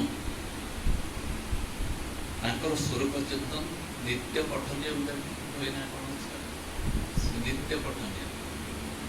ଛୋଟ ପିଲାମାନେ ସ୍କୁଲ କଲେଜ ଯିବେ, ସେମାନେ ସେଇଟା ପଢ଼ିକି ଯିବେ ଚଞ୍ଚଳ। ସେ କହିବା କଥା ମୁଁ ତ ବୟସ ଅଧିକ ହେଇଗଲା, ଶରୀରର ବୟସ ହେଇଯାଉଛି ନା ନାହିଁ, ସ୍ୱାମୀଜୀଙ୍କର ବୟସ ଶରୀର ବୟସ ହେଇଗଲା, କିନ୍ତୁ ତଳ ପିଢ଼ିଟା ଏ ଅନୁସାରେ ତିଆରି ହେଲା ନାହିଁ। ଆମେ ଏଇ ଛୋଟ ଛୋଟ ପିଲାମାନଙ୍କ ପାଇଁ ସେତିକି ବହି ତିଆରି କରିଦେଇଗଲା ସ୍ୱରୂପ ଚିନ୍ତନ ପାଇଁ। ତାକୁ ନିତ୍ୟ ପଠନୀୟ ପଢ଼ି ଦେଇକି ସ୍କୁଲ କଲେଜକୁ ଚାଲିଯାଇପାରିବେ। ଲକ୍ଷ୍ୟ ଦେଖ, ଆପଣ ତ ଆସିଲେ ଯେ ଶିଖିଲା ନ ଶିଖିଲାନି ତମର କ'ଣ ଯାଉଛି? ନାଇଁ ନାଇଁ, ସେମାନଙ୍କୁ ମାର୍ଗ ସୁରକ୍ଷା ଦିଆ। ଦେଖ ମଙ୍ଗଳ ଦୃଷ୍ଟିଟା କେମିତି ଜେନେରେସନ୍ ପରେ ଜେନେରେସନ୍ ପ୍ରତ୍ୟେକ ମଣିଷ ଭିତରେ ଏ ଆତ୍ମଜ୍ଞାନ ସମ୍ପତ୍ତିଟା ତିଆରି ହଉ, ପ୍ରତ୍ୟେକ ଲୋକ ସମୃଦ୍ଧ ହଉ।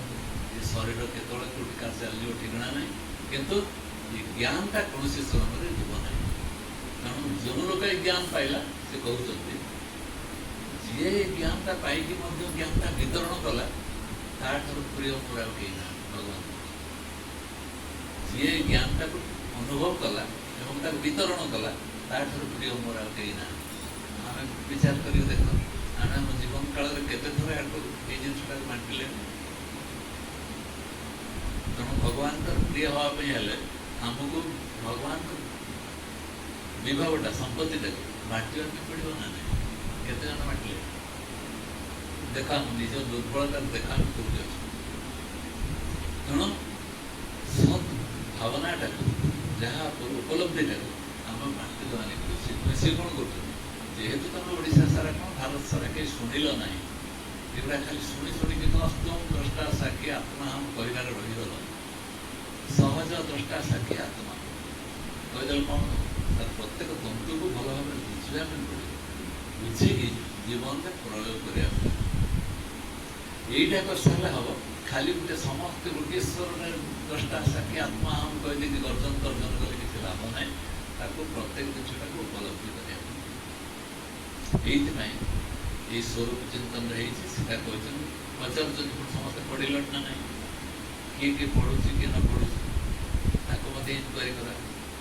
ଏ ତ ସ୍କୁଲ ମାଷ୍ଟର ବି ଏମିତି କରୁନଥିବ ନା, ଟାସ୍କ ଦେଇକି ପଢ଼ିଲୁ ନା ନାହିଁ, କିନ୍ତୁ ସେ କହୁଛନ୍ତି ପଢ଼ିଲୁ ନାହିଁ, ଖାଲି ଖାଲି କହୁଛି। କିନ୍ତୁ ଆମେ ତାକୁ ବୁଝିପାରୁଛୁ। ଯାହା ହଉ ସେ ଯେଉଁ ଧାରାଟା ଆମକୁ କହିଛନ୍ତି ଯିବା ପାଇଁ ସ୍ୱରୂପ ଚିନ୍ତନରେ ଚେଷ୍ଟା କରିବା ପାଇଁ ପଡ଼ିବ।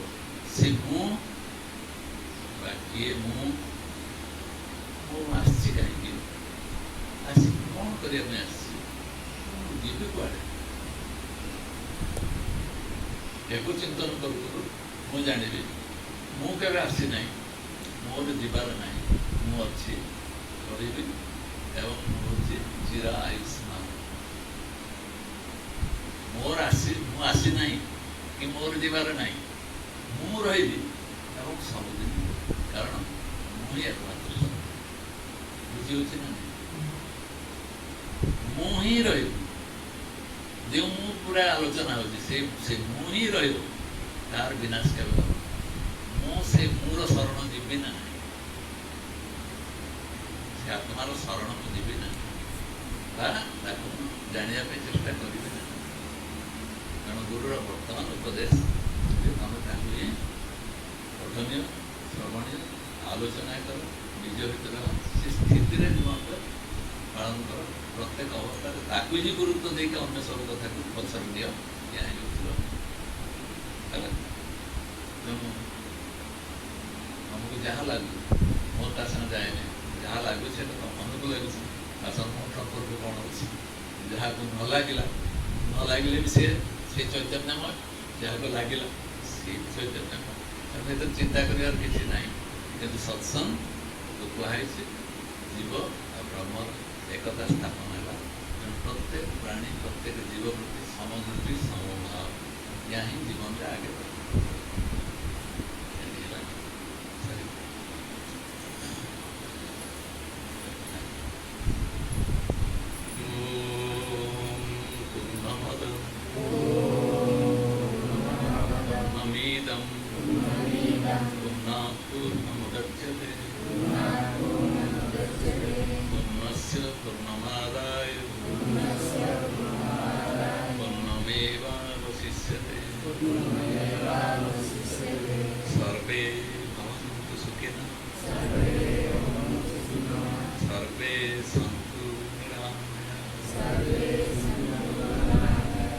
प्रेम